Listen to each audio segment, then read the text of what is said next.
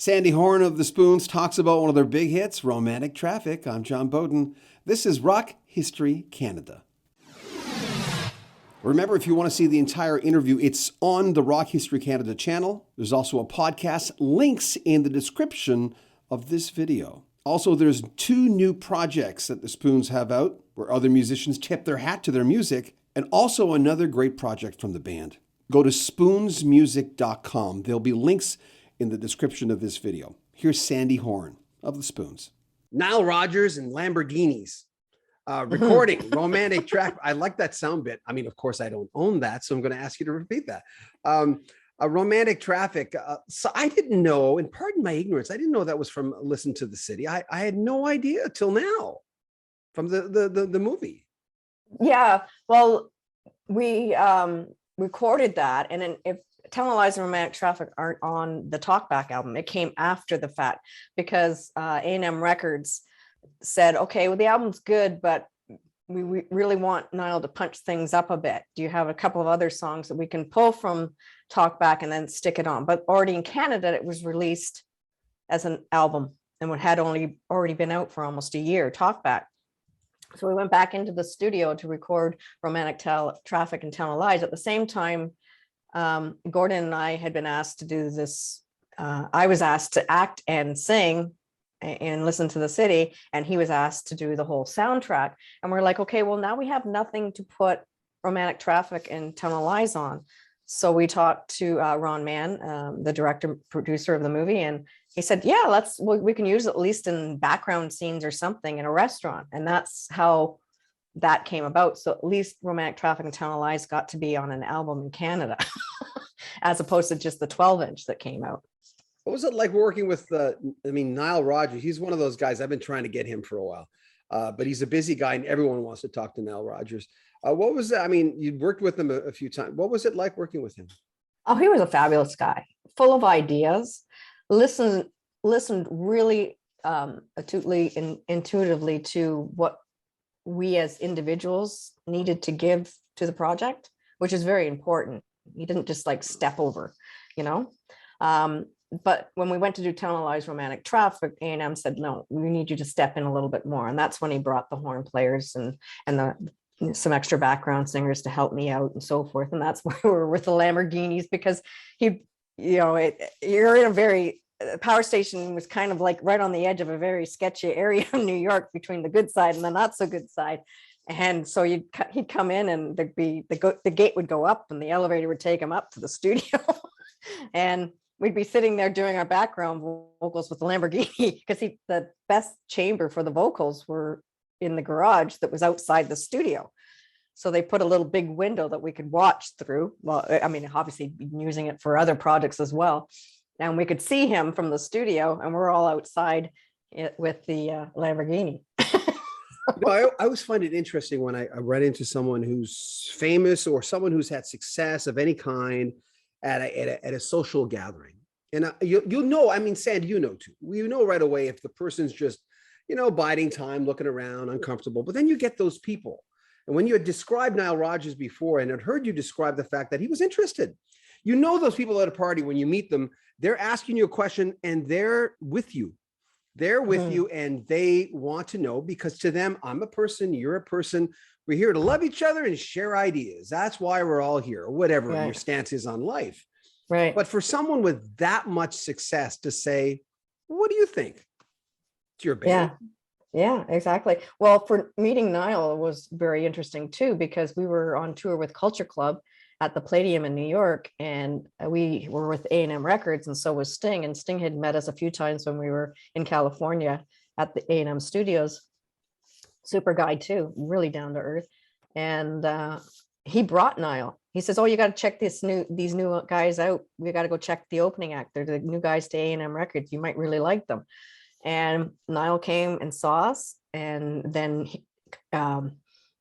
Culture Club went on, and he came back less than halfway through the set, and he said, "Oh, I'm not that interested in Culture Club. I want to see the Spoons. I want to talk to this band. I want to. They're new and up and coming. I want to be a part and try and see if I can help, develop them." And it was his choice. It wasn't like we sought him out. He came to us. And And he was the one who got me with my Spectre bass. When we were recording Talkback, I had a Kramer metal neck, and I was like, it's okay. It was only because my Fender Mustang had been destroyed in a car accident and kind of spun around the highway when Gord got rear-ended one time. The hatchback opened and my bass went and the strings went into its neck. So I had no longer had my favorite bass. So I picked up this Kramer metal neck, and I wasn't that fond of it. And while we were working on Talkback, he goes, how do you like your bass? And I go, it's all right. Got any suggestions? He goes, oh yeah. And we went down to Steve's Music at the time, because they were importing, one of the only music stores in the area that were importing international basses. And that was when Active EQ was coming out. And he says, you got to try the Spectre. And then I also put it on, and it fit me really well. The body's really small. I'm not a tall person. My hands are small. The neck is very tiny, so I can really maneuver it well. And he said, oh, Bernard Edwards just got one of these, and it's his new favorite.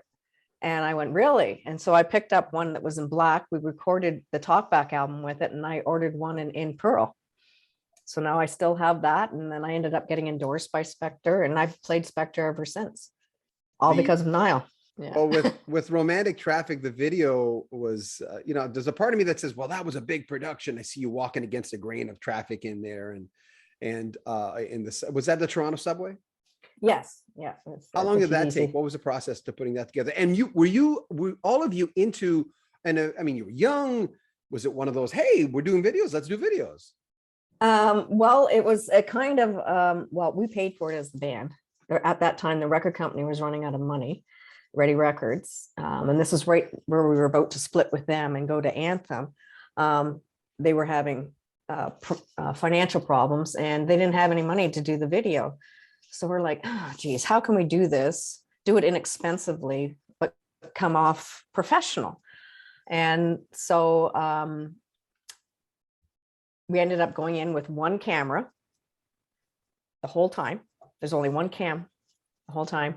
We had to get a permit from Toronto Subway to make sure that we were only going to be recording after 9:30 a.m. when kids were in school, and before 3 o'clock when the kids get out of school, so there wouldn't be a mirage and chaos in the subway, because they knew we would cause that, right? So we had no script other than we were just going to go and just do stuff. We had no script. All held hand, and we made it up as we went along. And it was right also it was recorded just after Gordon and I had broken up. So there's a little bit of angst and pain in our faces. People can recognize, like, what's going on with Sandy and Gord? Like the look that we used to have in our other videos wasn't the same. And it was because we were only like a month and a half from breaking up, and, finding our way through the band, keeping us together, and doing this video under low budget. And we've got to come off professional. And it was just by a whim. We just went one stop at a time. What can we do? Oh, there's candy bars. Let's do something with the candy bars. Oh, we've got our horn players have shown up. Let's do something with the horn players. People come up to us, would say, oh, here's a waiver for $1. Do you want to be in our video? And that's where you get people doing the doots. It was just all on a whim.